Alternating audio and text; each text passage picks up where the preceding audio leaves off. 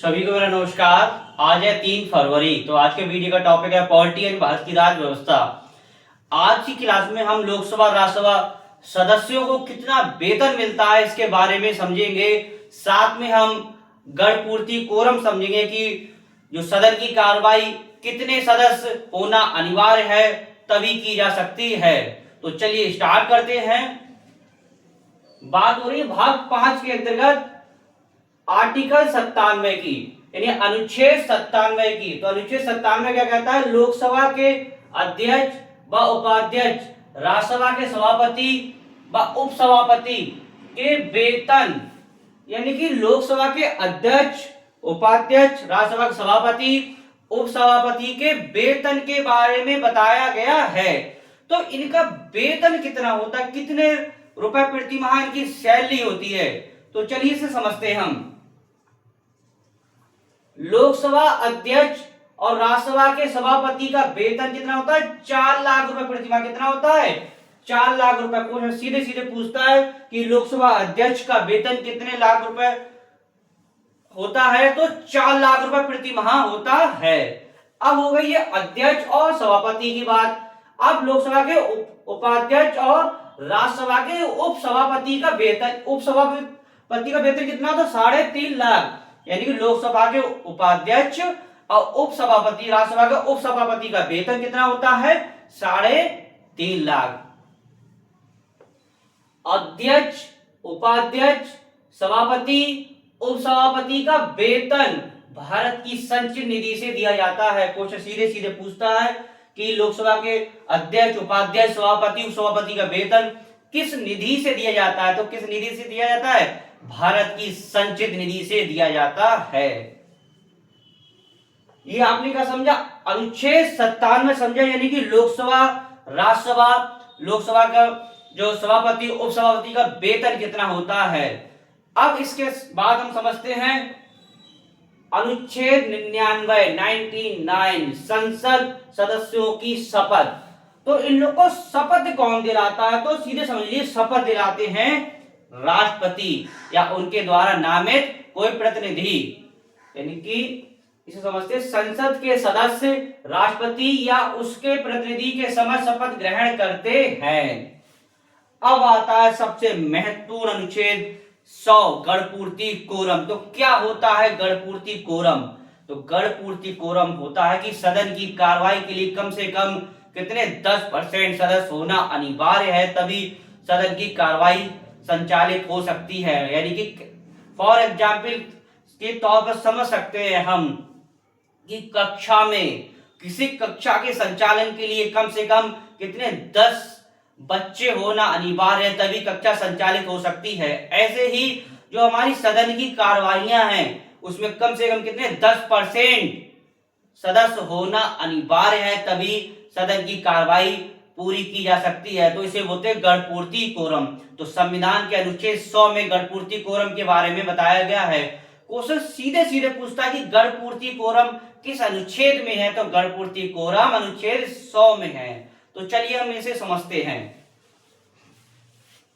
लोकसभा में कोरम कितना होता है?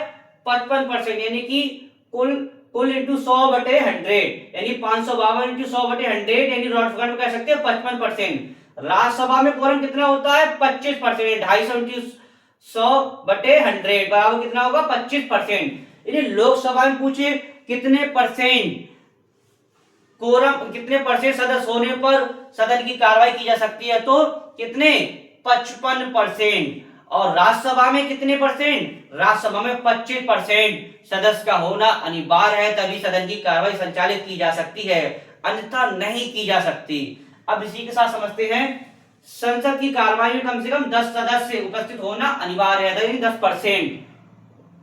अब हम समझते हैं 101। तो 101 क्या है? संसद में, संसद के स्थानों का रिक्त होना। अब इनका रिक्त हो जाए तो इसके बारे में किस अनुच्छेद बताया गया है? 101।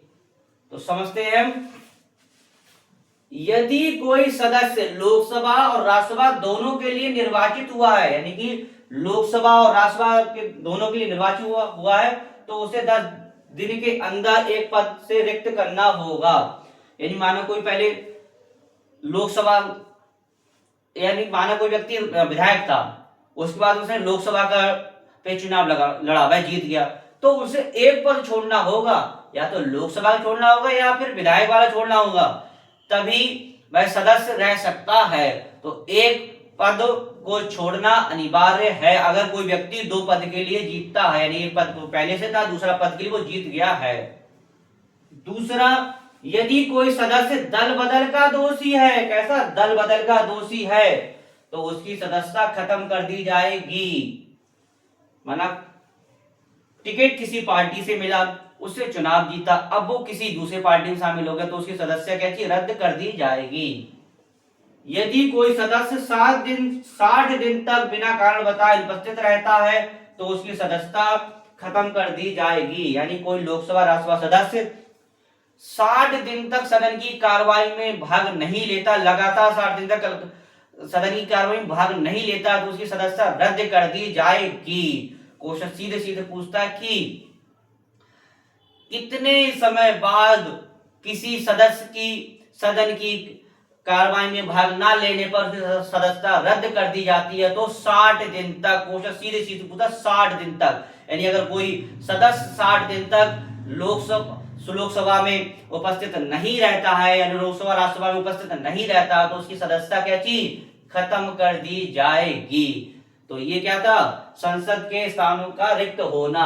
तो आज की क्लास में आपने क्या क्या समझा, एक तो आपने समझा लोकसभा के अध्यक्ष और किसका, राज्यसभा के सभापति का वेतन, तो कितना होता है 4 लाख रुपए में। अब उपसभापति की बात हो जाए या फिर उपाध्यक्ष की बात हो जाए, तो उपाध्यक्ष उपसभापति का वेतन कितना होता है 3.5 लाख। अच्छा, इनका वेतन किस निधि दिया जाता है, भारत की संचित निधि से।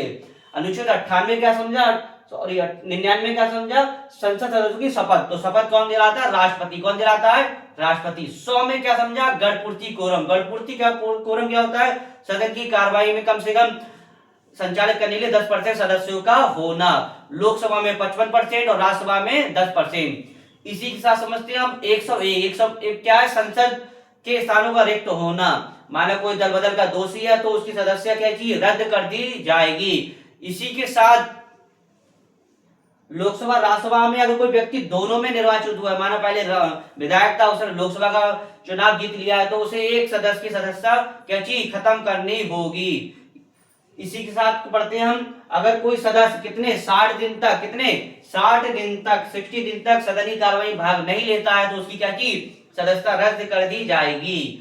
तो आपने आज की क्लास में अनुच्छेद 97 समझा, अनुच्छेद 99 समझा, अनुच्छेद 100 समझा, अनुच्छेद 101 समझा। तो आशा करता हूं वीडियो आपको अच्छा लगा। वीडियो से लाइक कीजिएगा, शेयर कीजिएगा, कमेंट कीजिएगा। वीडियो समाप्त करते हैं। नेक्स्ट टॉपिक के साथ मिलेंगे। धन्यवाद।